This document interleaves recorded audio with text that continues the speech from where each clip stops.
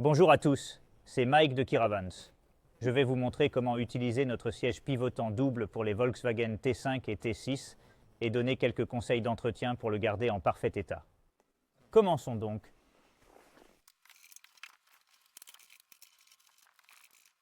D'accord, nous allons commencer. Notre siège est en position normale de conduite. Vous remarquerez qu'il y a 2 écrous de blocage derrière le siège et 2 à l'avant. La première chose à faire est de les détendre. S'ils sont un peu serrés, il suffit de tirer légèrement le siège vers soi pour relâcher la tension.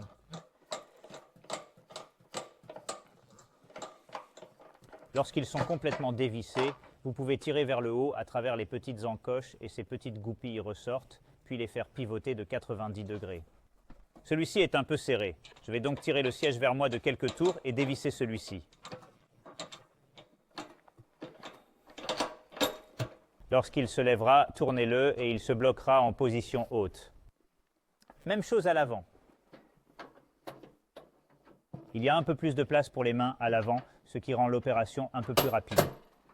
Voilà pour celui-là. Et enfin, le 4e.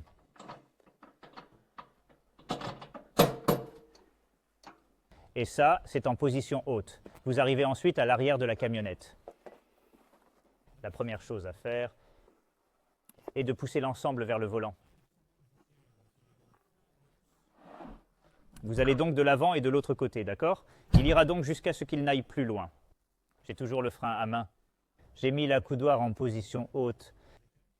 Le véhicule est en marche pour la sécurité. Nous allons maintenant le tourner dans le sens anti-horaire.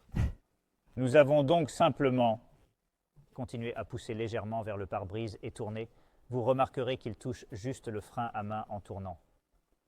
Et quand nous arrivons à cette position, le coussin du siège frotte ce pilier, le pilier de la porte lorsqu'il s'approche. Mais il suffit d'y aller doucement. Tout rentrera dans l'ordre tout simplement. Maintenant, quand nous arrivons à cette position, il ne va pas plus loin vers l'avant. Je continue à le tourner. Et maintenant, je commence à le tirer un peu vers l'arrière pendant que je le fais tourner. Et à ce stade, je le pousse vers l'autre coin. Comme ça. Si la coudoir est coincée, vous pouvez le tirer vers l'arrière. Ensuite, nous continuons simplement à tourner.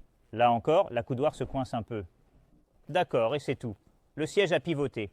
Plus vous le ferez, plus c'est facile. Mais c'est vraiment très simple. Lorsque vous arrivez à cette position, vous pouvez la laisser dans sa position la plus reculée pour vous donner plus d'espace à l'arrière.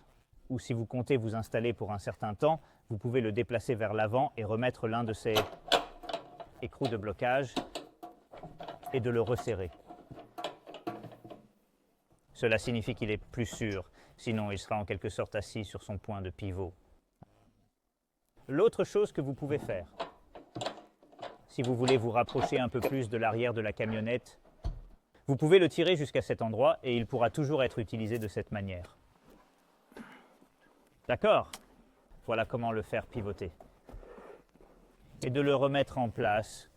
C'est à peu près le même processus, mais en sens inverse. Nous allons donc aller dans le sens des aiguilles d'une montre. C'est ce que nous allons faire. Nous le pousserons vers le tableau de bord. Nous allons le faire tourner dans le sens des aiguilles d'une montre. D'accord, c'est très simple. Je viens de le ramener légèrement vers moi. Maintenant, je vais faire passer ce coin derrière ce pilier. Vous remarquerez ici, si vous pouvez voir ça, qu'il touche presque le frein à main. Je vais donc le faire glisser. Il faut faire très attention. Il ne suffit pas d'appuyer sur le bouton du frein à main pour qu'il tombe. Vous pouvez le faire glisser et le remettre dans cette position. Ensuite, quand il s'agit de le verrouiller, alignez la plaque supérieure avec la plaque inférieure. Libérez ces 2 boulons de leur position supérieure. Remuez un peu pour qu'ils s'enclenchent. Je ne les serrerai pas encore trop fort. Une fois qu'ils sont enclenchés, passez à l'avant. Et faites la même chose avec celle de devant. Lorsque les 4 sont en place, vous pouvez les serrer. Dans leur position, vous pouvez les serrer. Puis revenez à l'arrière et resserrez-les.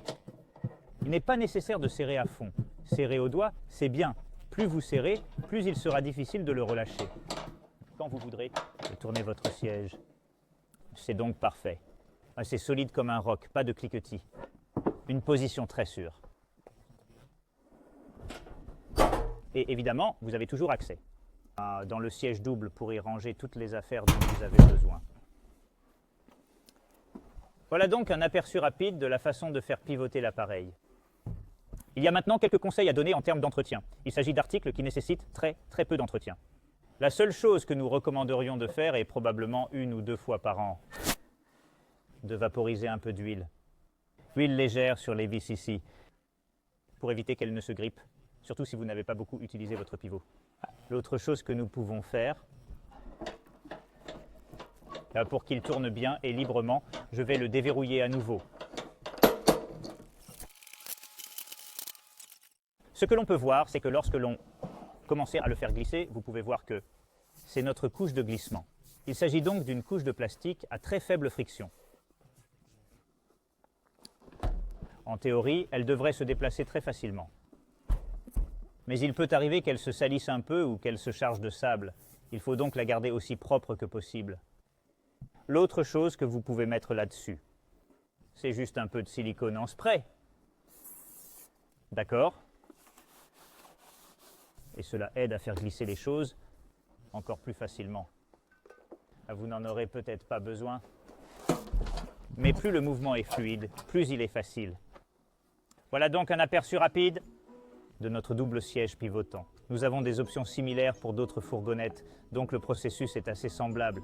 J'espère que cela vous aide. Merci de votre attention et à bientôt.